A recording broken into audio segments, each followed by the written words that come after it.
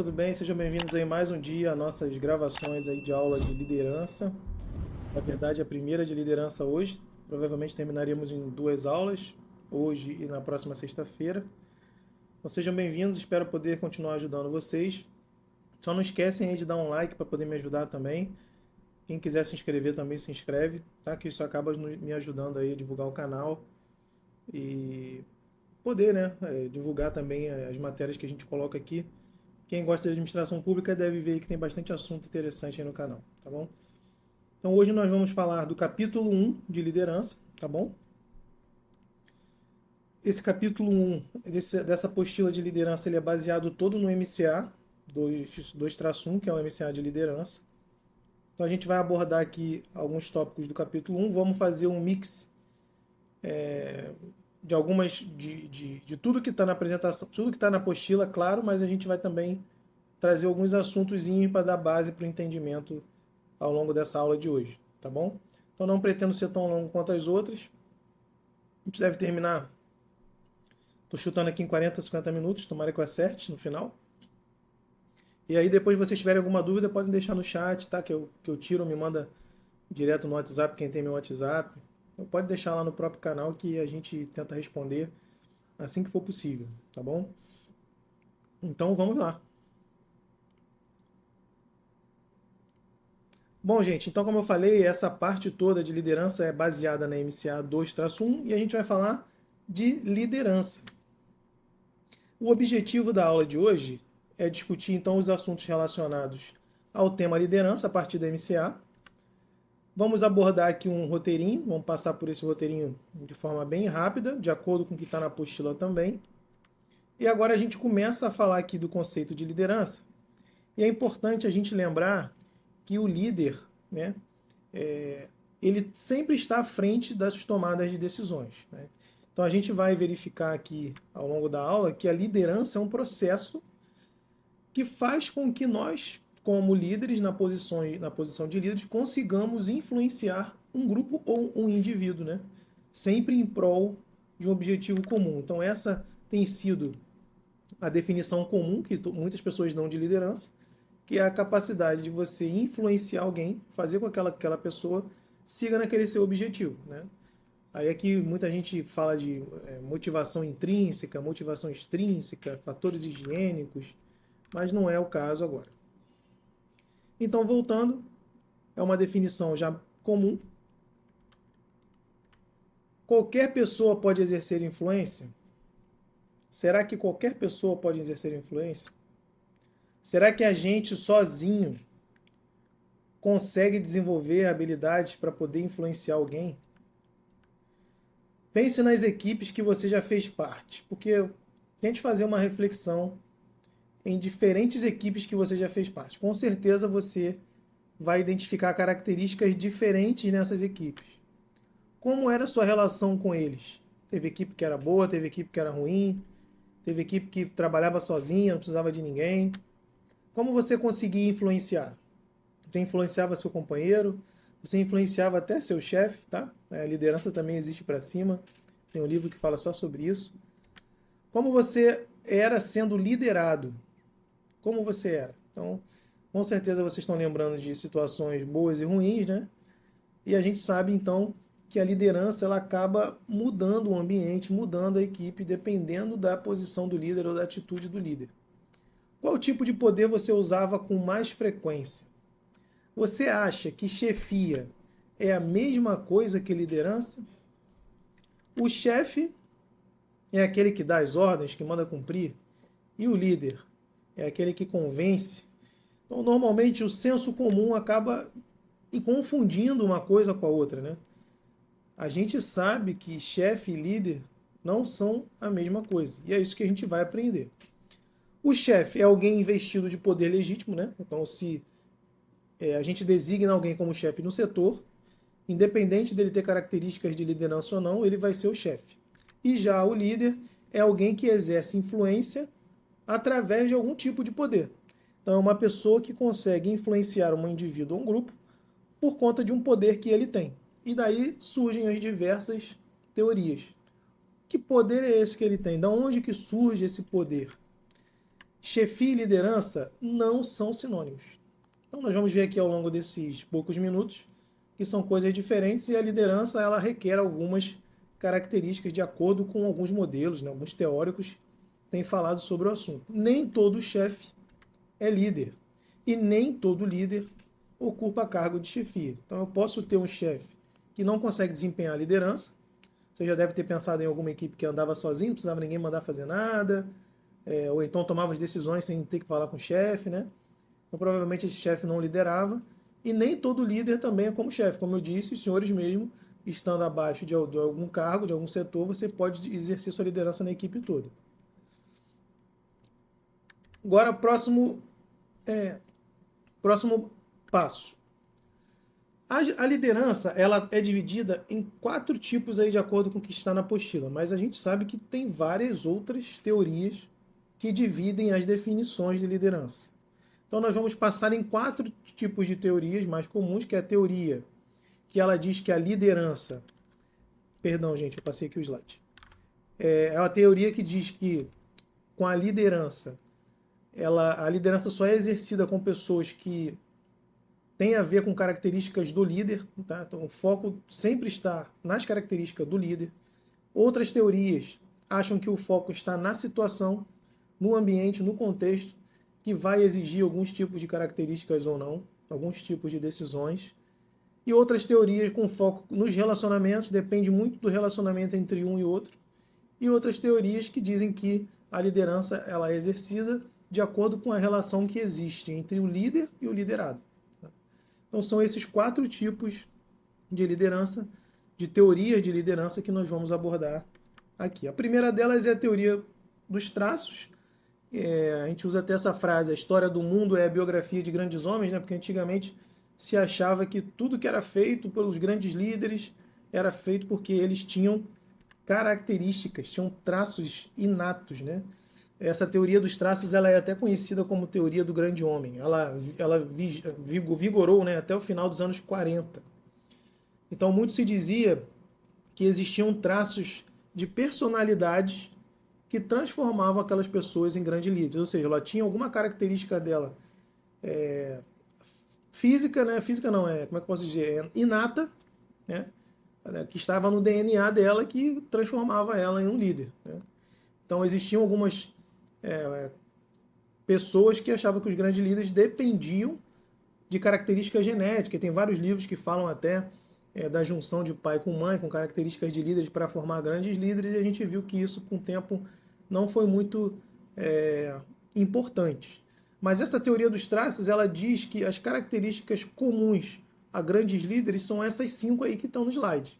É a inteligência, a autoconfiança, determinação, uma pessoa determinada, que tem integridade e seja sociável. Então são 5 traços principais que definiriam os grandes líderes.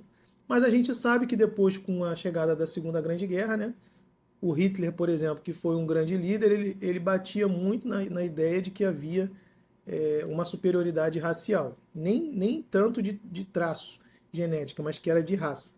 E a gente acabou entendendo que essas críticas, na verdade, que essas teorias deveriam muito ser criticadas, porque não havia nenhuma evidência científica que comprovasse isso. A premissa básica que está por trás dessa teoria dos traços é que as pessoas são líderes naturais, porque possuem certas características que as demais pessoas não têm. Então, é isso que essa teoria comporta, mas ela acaba desconsiderando uma das coisas importantes, dentre outras, que é o contexto que o líder está. Então, às vezes o líder vai estar num contexto que ele vai se dar bem, né? Às vezes ele vai estar liderando pessoas diferentes, com liderados diferentes, e essa teoria dos traços vai por água abaixo. A gente costuma falar de autoliderança nesse início de aula. Por quê? Porque apesar da teoria dos traços ela ter se perdido com o tempo, ter sido desacreditada, porque não houve nenhuma comprovação científica, ainda é importante para que a gente se autoanalise, né? Então a gente não pode esquecer das nossas características, saber que características que nós temos, nos conhecermos, para saber quais são as características que a gente precisa melhorar. Não é isso? Então, seguindo, a gente entra na teoria dos estilos e habilidades. Então, a gente já viu a teoria estamos dentro da teoria do foco no líder. Então, a gente viu a teoria dos traços e a teoria dos estilos e habilidades. Ela também é uma teoria focada no líder, como eu falei, né, como está escrito aí, e ela diz o seguinte: os estilos, ou seja, os comportamentos que vão determinar uma grande liderança, esses comportamentos, essas características, elas podem ser aprendidas. Então não existe uma pessoa que nasce, segundo essa teoria, que é líder nata, e a outra não consegue mais ser líder, somente essa pessoa. Não. Essa perspectiva da teoria dos estilos e habilidades, ela deixa ratificado que o comportamento do líder pode ser dividido em duas categorias. Uma, orientação ao trabalho, né, que a gente fala, a orientação a uma tarefa, e uma orientação aos relacionamentos. Ou seja, alguns têm estilos que focam na execução de tarefas e outros têm estilos que focam no relacionamento com os seus liderados, né? Então, quando a gente fala aqui de teoria de estilo e habilidade, além de estar dizendo que aquela liderança ela pode variar de acordo com a habilidade ou estilo de um, eu estou dizendo que ela tem relacionamento, ou seja, ela tem dois pontos principais, que é a orientação a uma tarefa, a uma atividade, né? Esse líder ele tem aquele estilo de querer executar a tarefa o tempo todo, executar tarefa, e tem outro que se preocupa mais com o relacionamento entre os liderados. Então se faz um balanço dentro dessa teoria de estilos e habilidades.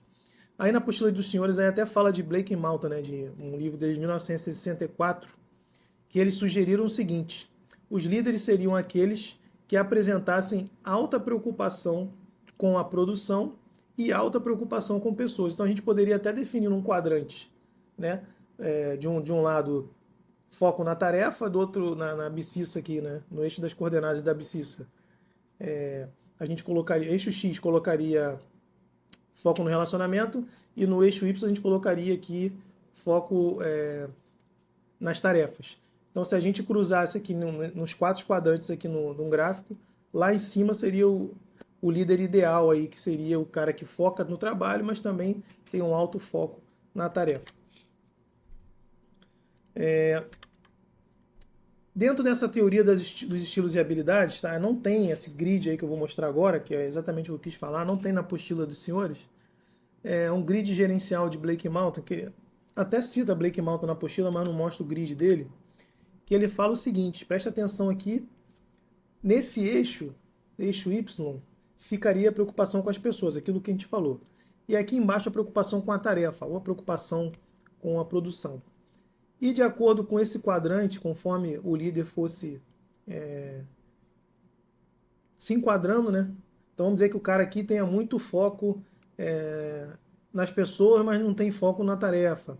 Então acaba que as tarefas não são executadas de forma ideal. Aí é chamado aqui de clube de campo. Na verdade, no livro vem falando em country club. É quando o líder se preocupa principalmente com as necessidades e sentimentos do membro e da equipe. Aí qual é o resultado? O ambiente de trabalho é ótimo, é agradável, todo mundo descontraído, todo mundo se dá bem, mas o risco da produção ser baixa é muito grande. E da mesma forma tem aqui esses quatro estilos, tá? Eu vou explicando aqui nos slides, eu não vou passar um a um, deixo que vocês leiam se for interesse, porque não tem na apostila, tá? Da mesma forma que o tarefa, o líder que estaria muito focado com a tarefa, com a produção, tá? E pouco no relacionamento, então acaba gerando insatisfação, porque você fica muito tempo focado na tarefa, né? Tem o outro empobrecido que a gente fala, que nem se preocupa nem tanto com as pessoas, nem pouco com a tarefa, então é um cara que é desorganizado, é um cara que gera desarmonia, insatisfação na equipe, não está aí para nada, não está interessado em nada. Se vocês estiverem se identificando alguém aí, já vai, né? E tem o meio termo que pega um pouco de todas as características, né?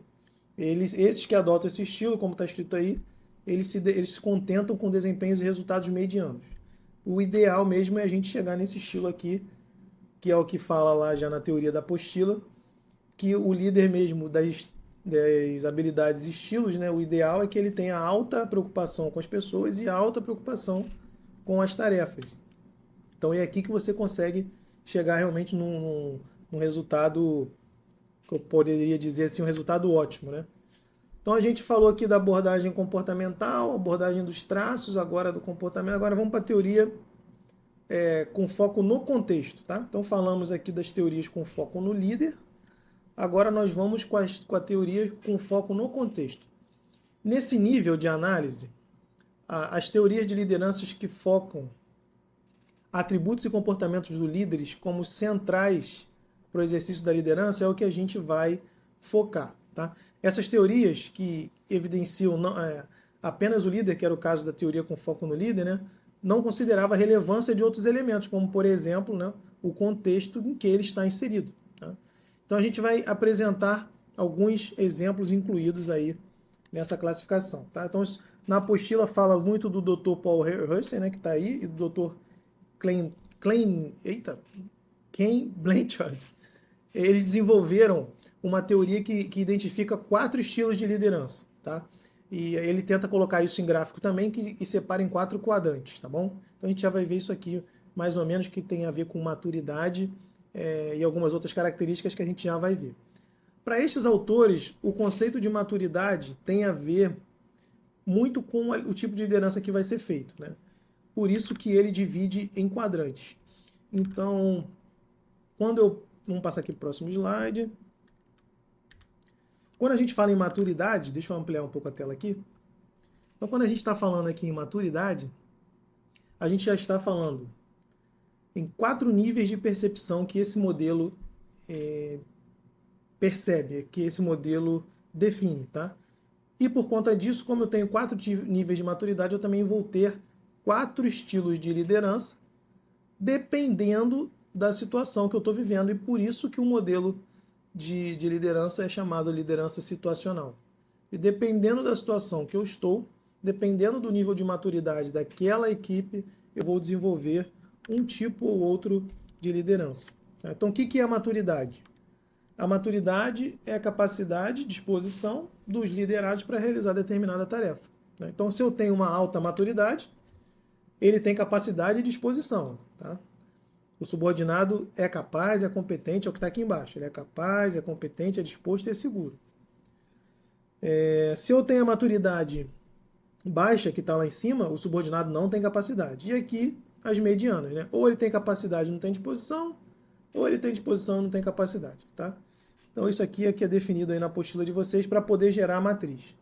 E aí, de acordo com o nível de maturidade, de acordo com a situação, por isso que o modelo de liderança é situacional, o líder tem que agir de algumas formas, com alguns estilos, que têm algumas características. Então ele vai ter que determinar em alguns casos, ou seja, vai ter que orientar, dar instruções, supervisionar. Em alguns outros casos ele vai persuadir, então ele vai fazer com que aquela equipe vá para o caminho que ele gostaria que fosse, ou então ele vai compartilhar tarefas, ou então ele vai delegar tudo o que ele faz. Isso tudo de acordo com a situação. Então, como é que esse gráfico aí da apostila tenta separar o tipo de líder, né? Então, vamos olhar esse quadrante aqui inferior, entendendo que esse gráfico aqui na parte do eixo X é o comportamento de tarefa. Quanto mais para a direita, mais foco na tarefa. Quanto mais para a esquerda, menos foco na tarefa.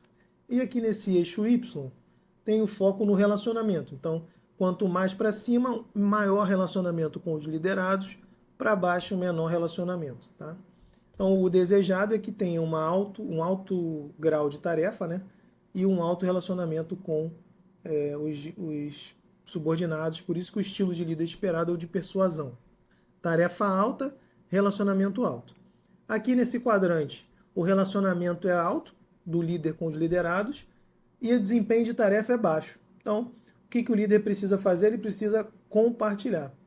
Se ele tem um nível de relacionamento alto, mas o nível de tarefa do líder é baixo, então ele precisa fazer com que essas tarefas sejam feitas. Então ele vai ter que compartilhar as tarefas dele para que ele possa continuar executando suas tarefas. Porque ele focou no relacionamento, mas não está fazendo muita coisa. Nesse outro aqui de cima, que é o que a gente falou que é ideal, o nível de tarefa dele é muito alto, esse líder ele executa muitas tarefas, e o relacionamento dele também é muito alto. Então, se ele já consegue executar bastante tarefas e tem um bom relacionamento com a sua equipe, um relacionamento alto, como que ele vai agir? Persuadindo, orientando, dizendo para onde vai, focando. Então é uma parte desejada aí da liderança.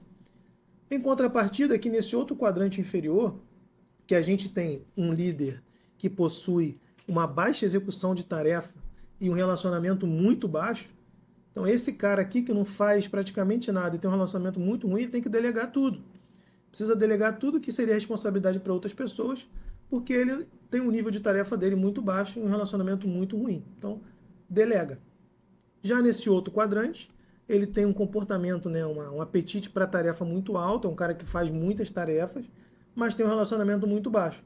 Como ele não se dá muito bem com a equipe, o que ele precisa fazer? Ele precisa determinar muito, dar muita ordem para que as tarefas sejam executadas pela sua equipe, justamente porque ele tem um relacionamento muito baixo.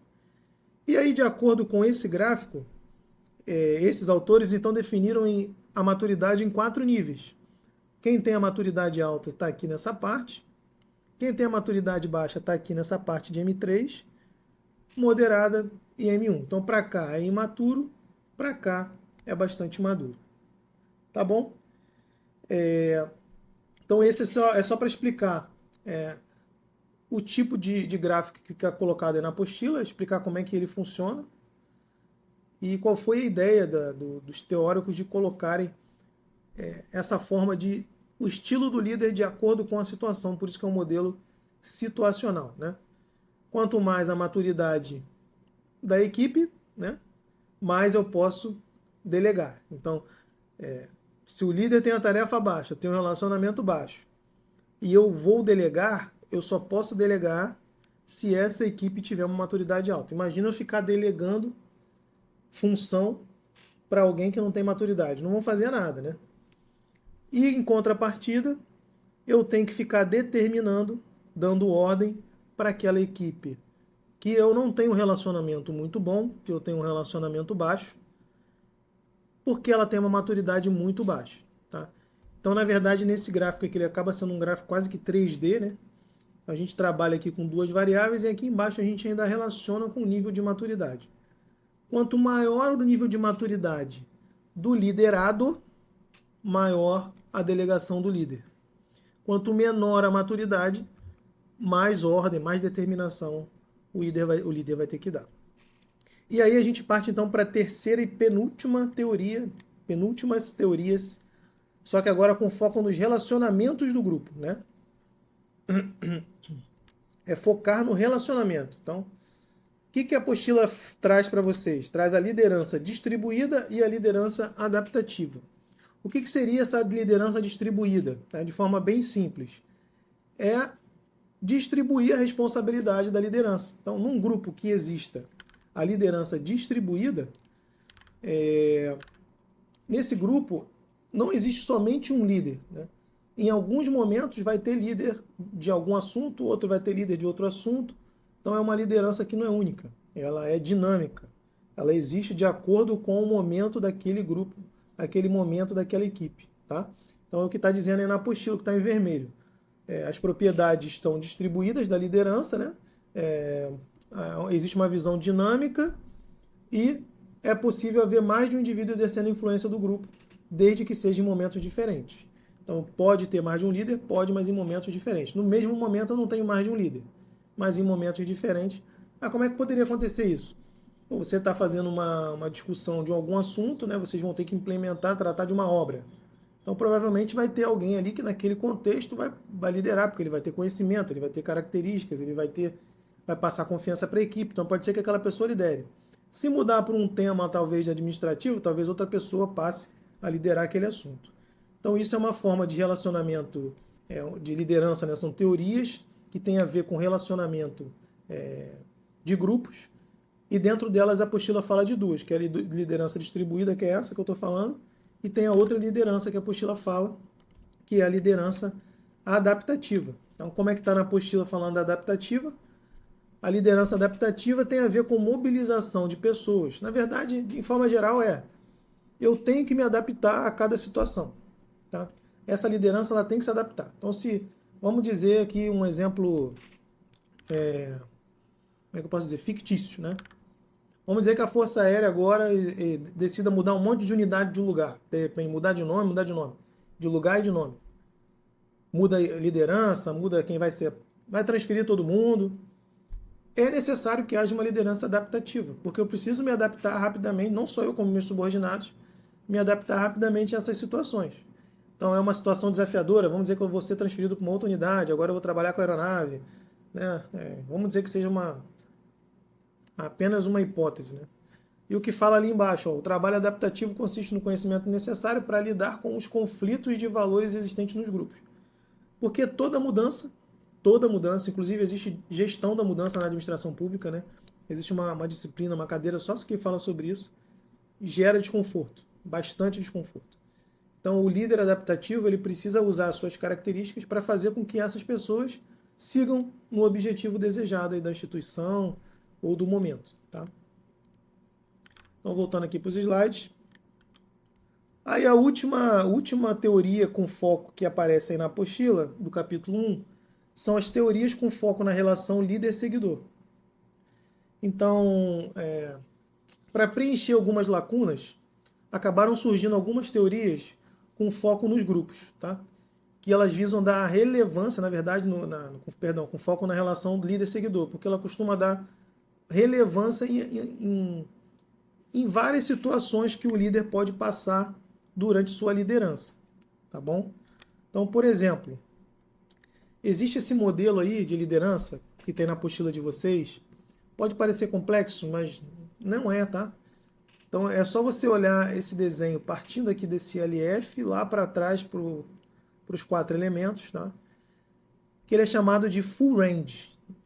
É como se fosse uma faixa de possibilidade que o líder pode atuar com algumas características dependendo da forma com que ele trata com o liderado, né? Então ele é um modelo que ele entende o processo de liderança como uma faixa de possibilidades. Isso se chama de full range. Então eu tenho uma faixa de possibilidades de características que eu posso desenvolver de acordo com a relação que eu tenho com o meu liderado. Tá? Por isso que é dentro da teoria lá, líder-liderado.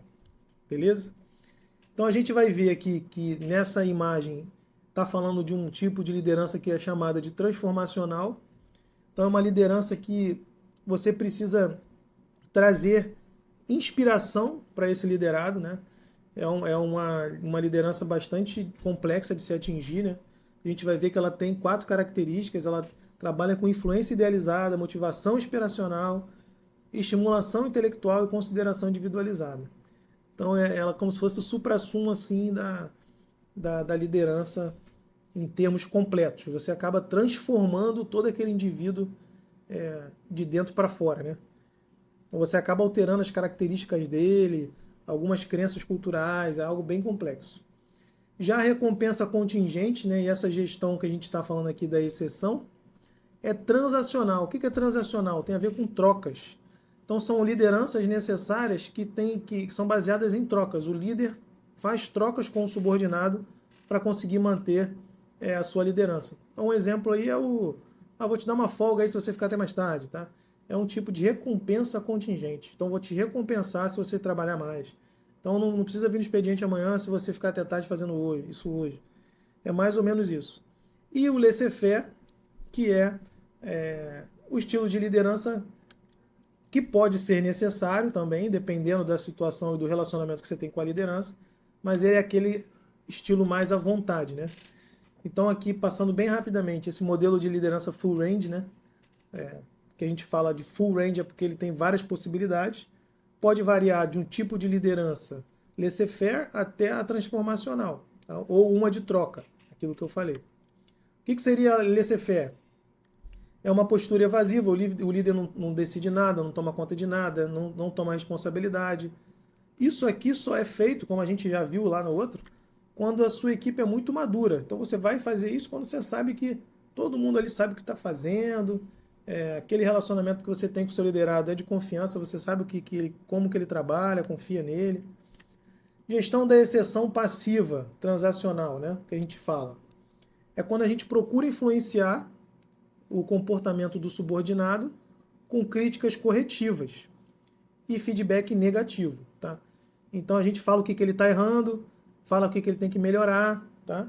E a gente fica intervindo somente quando dá alguma coisa de errado.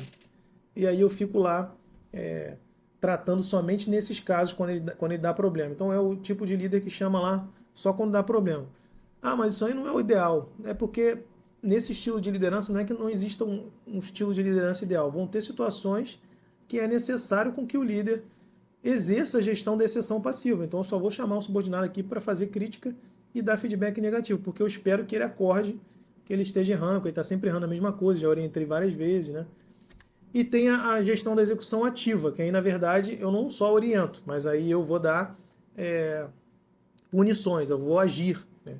Eu vou fazer alguma coisa para que ele realmente perceba onde que ele precisa melhorar, tá bom? Então, esse é o tipo da gestão.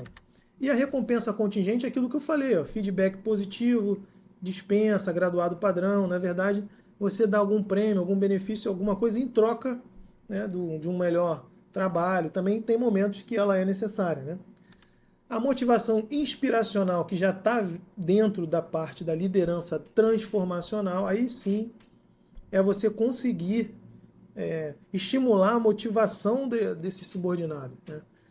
Você está ligado a grandes objetivos, convencimento da equipe que você consegue atingir metas desafiadoras. Então, mudanças de sistema, né? Não, nada por acaso, mas mudança de sistema, mudança de cultura.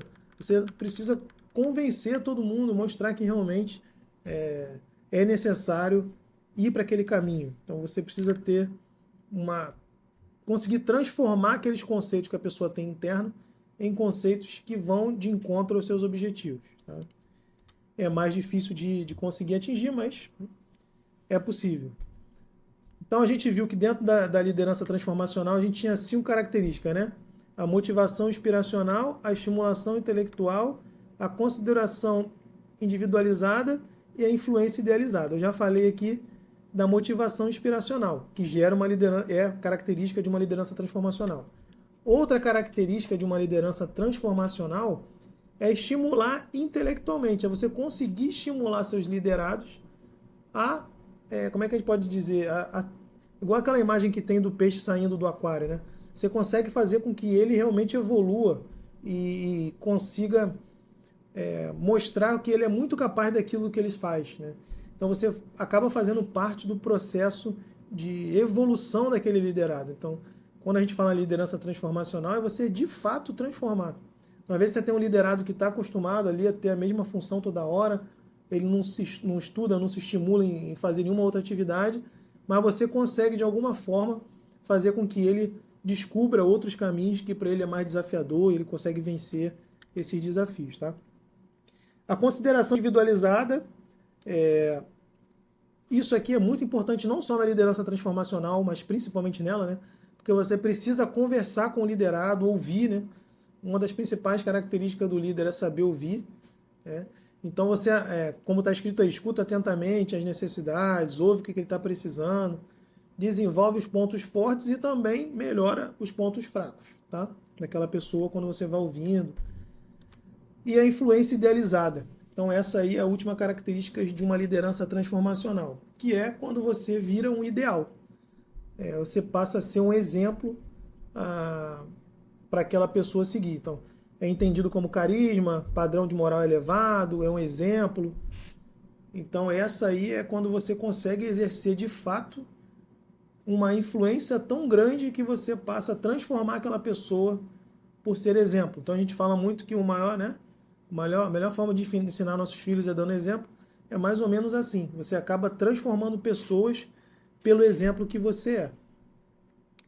Então é mais ou menos isso que essa imagem representava. Agora a gente já falou dessas 4 aqui dentro da transformacional. E a gente vê que o líder, dependendo da forma que ele lida com o liderado, que ele tem de relacionamento, ele pode agir com recompensas, que está dentro da liderança transacional, ou da gestão da exceção, positiva, ou ativa ou passiva, ou agindo de forma laissez-faire, né? Sem fazer nada, de forma passiva, ou realmente transformando aquele liderado. Tá? É mais ou menos isso que essa imagem aqui tenta dizer. Então, a liderança transformacional, ela vai gerar desempenhos acima das expectativas. Tá? A liderança transacional, ela fica dentro da recompensa contingente da gestão de exceção, que a gente já falou, e a transformacional, ela fica bem acima dos resultados dessa transacional, porque a gente atinge desempenhos muito acima daquilo que nós esperávamos. Tá? Quando a gente fala também em liderados, aí já é a última parte do capítulo 1, que ele fala somente de liderados, também existem teorias que são feitas apenas em cima de características dos liderados. Tá? Então esse Kelly aí, o que está na apostila, ele propôs um modelo de comportamento de liderados que levava em conta a iniciativa e o pensamento crítico. Tudo variava de acordo com o nível de iniciativa do liderado, se ele tinha muito ou pouca iniciativa, e se ele tinha muito ou pouco pensamento crítico. Né? O conceito de iniciativa tem a ver com vontade de responder a alguma coisa, a uma tarefa, né? Tem a ver com essa vontade de querer resolver, e essa questão do pensamento crítico é realmente saber julgar aquilo que está acontecendo. Então, os liderados, assim, eles são divididos em duas formas, ativo e passivo, considerando a iniciativa. Ativo, o cara que toma iniciativa, passivo, aquele que fica aguardando ordem para fazer alguma coisa. Então, a gente tem o liderado ativo, tem iniciativa. O liderado passivo, aquele liderado que fica aguardando ordem para fazer alguma tarefa. Tá? E por outro lado, esse Kelly aí, como está na apostila, ele também relatou que esse pensamento crítico teria duas classificações. Então, quando a gente fala de ativo e passivo, eu estou falando somente na questão das tarefas, né, de iniciativa. Quando eu falo na questão de pensamento crítico, eu posso ser independente ou eu posso ser dependente. O que é ser independente com relação ao pensamento crítico? Eu tenho entendimento das minhas ações. Eu sei o que eu quero dizer, eu sei por que eu tenho que fazer essa tarefa, eu sei por que eu vou fazer a tarefa diferente. Já o dependente, ele só vai tomar decisões, ele só vai fazer o que é ordenado. Ele é bem parecido com o passivo, né? E aí a gente acaba definindo em 5 quadrantes, né? Que é exatamente essa imagem aí que está na apostila. Não sei se ficou muito boa a imagem. Acho que não ficou muito boa, não. Porque eu copiei e colei, né? Cortei. Mas a gente então consegue nessa imagem visualizar duas coisas. Primeiro, a parte do ativo e do passivo, que a gente entendeu por que é visto como ativo ou como passivo, né? Ou então como dependente e independente.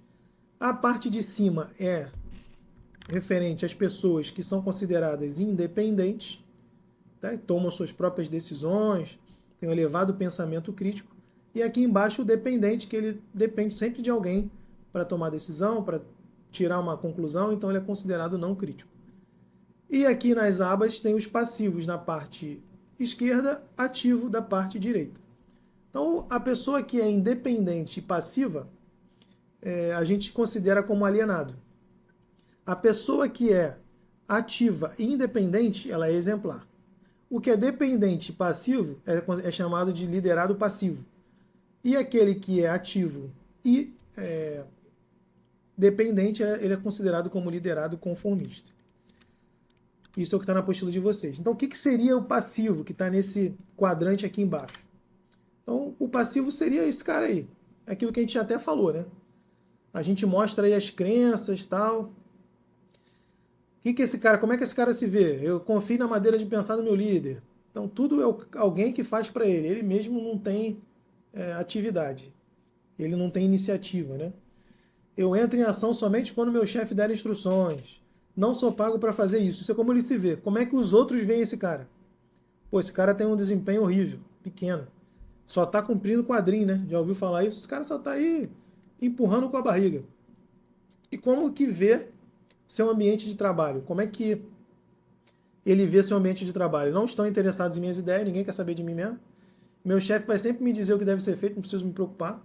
Então esse aí é o estilo do passivo. E qual é o estilo de liderança que a gente deve atuar com um passivo. Esse cara tem maturidade baixa, maturidade 1, né? Então o líder tem que determinar tudo o que ele faz. Uma forma de eu modificar esse cara aqui, eu tenho que levar ele lá para exemplar. Se eu quero que esse cara seja exemplar, eu tenho que atuar com uma liderança que vá transformar ele. Porque ele já tem aquele sentimento de que ele é inútil, de que ninguém quer ouvir ele, que ele só faz o que manda. Então eu preciso fazer com que ele mude. E para que ele mude, eu preciso então exercer uma liderança transformacional, né? Aí esse cara vai poder compreender que ele vai ter que mudar as características dele para que ele possa atingir o exemplar. Já o conformista é aquele que está sempre conformado, sim senhor, tudo tá bom, né? É o seguidor dedicado, que a gente diz. Ele está sempre disposto a seguir ordens, mas com pensamento crítico muito baixo. Ele não sabe dizer não às ordens, ao que é pedido, jamais questiona. E, normalmente, ele é reconhecido por essa imagem aí. Por essa imagem aí. É o cara que tá tudo bom, pô, tá sempre mandando um beijinho pro chefe. Ele morre lá com o chefe no caixão desse jeito aí. Tá bom? Alguns chamam ele de puxa-saco, né? Ou bajulador. E em locais que o líder ele é autoritário, o conformista é o tipo de seguidor que a gente mais encontra. Porque o cara é tão autoritário que é melhor você não questionar nada dele e falar que ele está sempre certo. Tá bom, não vou mais discutir com você não. Toda hora esse cara acha que está certo, então vamos agora ser o bajulador aí. O outro tipo de líder é o outro tipo de conformista, já está escrito aqui, tá, gente? Já falamos, vou passar direto. Esse tipo de conformista, o outro tipo de estilo que precisamos agir, o líder, ele precisa persuadir. E como é que eu vou conseguir persuadir esse cara aqui, se ele está conformado? Eu preciso também trabalhar com uma liderança transformacional para transformar esse cara no exemplar, tirar ele desse patamar, e eu posso tirar esse cara estimulando ele intelectualmente. Cara, passa a estudar esse assunto, se dedica nisso aqui, para que ele realmente atinja aquela desejada situação lá de liderado exemplar, tá? Agora, o alienado, quando a gente fala do liderado alienado, ele pensa de maneira crítica e independente, né? Agora, na hora de colocar em ação, ele não toma. Então, normalmente é aquele cara que reclama de tudo, tá tudo muito ruim, mas na hora que pede para ele fazer alguma coisa, ele não se mete, né? Então, esse perfil já é comum, né, da gente encontrar. E como é que a gente pode dar as características do alienado? Ó, sou independente, penso sozinho, não acredito em ilusões, só vive reclamando, faço papel de advogado do diabo da minha equipe, sempre tem um. Como é que os outros veem ele? Esse cara é mó cínico, toda hora tá reclamando, adora se opor. Esse é o alienado, tá? E ele acha que ninguém reconhece também as ideias dele, que me exploram e tal. Também tem como a gente modificar esse tipo de liderado alienado? Tem como a gente modificar. Como? O líder precisa atuar com aquele estilo compartilhar. Porque o nível de maturidade desse cara é M3, né? Não é tão elevado, é alto, porque ele tira as conclusões dele, mas ele não coloca em prática. Então a gente também precisaria trabalhar com uma liderança transformacional para que ele pudesse atingir o passo da liderança transformacional. Então a gente atuando nele, a gente conseguiria transformá-lo. Como? Poderia fazer uma consideração individualizada com esse cara que só vive reclamando. Então eu posso criar um clima de apoio para ele, para as necessidades dele, né, para que ele não fique com ressentimento. Ou posso trabalhar a motivação inspiracional, que é uma daquelas que a gente falou lá da liderança transformacional. Ou seja, todas aquelas características, influência idealizada, gestão da exceção, eu poderia trabalhar com ele para tentar trazer ele para um subordinado exemplar. Tá bom? Também poderia usar a gestão da exceção, no caso que eu falei aqui, né? No caso da transacional. Ou seja, se é muito difícil eu transformar ele com a liderança transformacional, então eu começo pela transacional, uso a gestão da exceção, a recompensa, tento ir mudando esse cara e depois da transacional eu puxo ele para a transformacional. Tá? Então como é que eu posso recuperar um cara alienado? Reconstruir relação de confiança, reaver o sentido no trabalho dele, mostrar que ele realmente é importante, e que às vezes o cara se acha pouco importante no trabalho, né, como a gente viu ali. Estimular o pensamento de cooperação, faz alguma coisa que vai ser bom para você também, vai ser bom para a organização. E o outro estilo que está aqui no centro de liderado é o pragmático ou sobrevivente. Geralmente, ele vai se desenvolver em ambientes instáveis, né? Onde que eu preciso de adaptar para mudanças grandes, né? Rapidamente. Então, normalmente, o cara fica no meio termo, ali com resultados medianos e pensamento crítico muito baixo com iniciativa. Então, esse estilo, ele é o cara que tem a carta na manga. Ele pode ficar no meio de um lado para o outro, ele joga para um lado ou joga para o outro, né? A gente acaba que ele é visto com desconfiança pelos pares, porque ele pode mudar de postura a qualquer momento, ele está sempre em cima do muro, né? Então, como ele se vê, como os outros veem e como vê meu trabalho. Então, deixei para vocês depois terem acesso aí aos slides. Vou colocar naquela pastinha lá. Eu acho que já está na pastinha. E eu também posso modificá-lo? Posso. Eu sempre vou desejar transformar um liderado que não está como exemplar, vou atuar com liderança transformacional nele. Como? Ou com motivação inspiracional, ou com consideração individualizada, ou com uma influência idealizada. Tá? Eu poderia, com uma motivação, falar com entusiasmo sobre a importância de ter um propósito maior da vida, que se estende ao ambiente de trabalho, dar uma importância, um significado ali para ele. Enfim, a gente sempre tenta trazer o liderado para esse quadrante aqui de exemplar. Tá? Então, poderia trabalhar com esses três aí de exemplo que eu dei: a motivação inspiracional, consideração individualizada ou a influência idealizada. Só um exemplo, né? Como é que eu poderia desenvolvê-lo? Construção de credibilidade, ampliar seu propósito, mostrar que ele é um cara que pode ter um propósito maior e construir uma confiança. Bom, gente, aí quando a gente fala em faltou só o tipo de liderado exemplar, né? É quando a gente fala em legado, né? Quais as lembranças que estamos deixando a nosso respeito? Qual é o nosso legado, né? Então, por isso que é importante que a gente consiga atingir esse nível que seja de iniciativa alta e de pensamento crítico alto. Por quê? Como é que eu vou ser visto pelos outros? Uma pessoa comprometida e focada, competente, faz além do que é pedido, tem vários também, agrega valor no grupo, sabe discordar de maneira respeitosa, estabelece rede de contato, ele se identifica bem com o trabalho. Ou seja, é uma característica de liderado mais desejado, mas a gente sabe que não é a mais comum. Tá?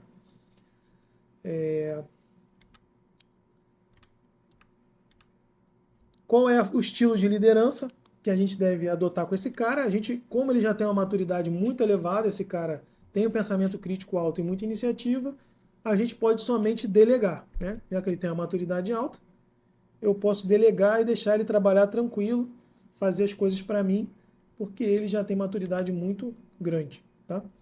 Poderia trabalhar como com esse cara para continuar motivando ele, transformando ele, com uma recompensa contingente, tá? Só um exemplo. Mas poderia dar cursos para ele também se influenciar, se motivar, para que essa pessoa nunca perca essa característica boa de ser um liderado exemplar.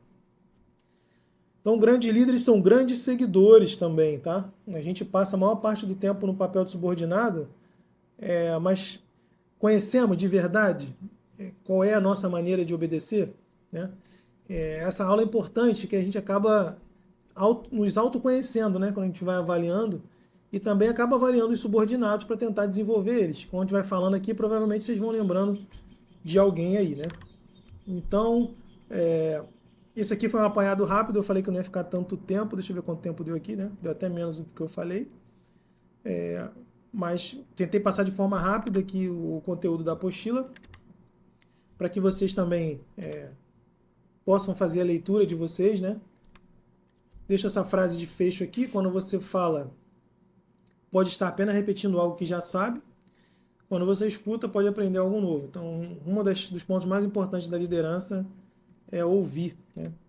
É ter os ouvidos abertos sempre. Então é isso, gente. Passei de forma rápida, a matéria também não é tão complexa, né? As coisas que podem cair em prova aí realmente vão ter a ver com liderança transformacional, transacional ou a laissez-faire, a foco nos traços que a gente falou. Resumidamente, são todos esses slides que eu já fiz um apanhado da apostila e mostrei aqui de forma que ficasse mais compreensível aqueles gráficos ali, que eles chegam a dar susto, né? Eu espero que vocês tenham entendido aí os gráficos direitinho. E qualquer dúvida, coloquem aí no chamado. Gente, não esquece aí, por favor, de curtir, que aí tem muita gente que está vendo, assistindo o vídeo, mas não está curtindo. Se puderem me dar essa força, eu agradeço muito, tá bom? Muito obrigado aí, até sexta-feira. Até a próxima, gente. Valeu!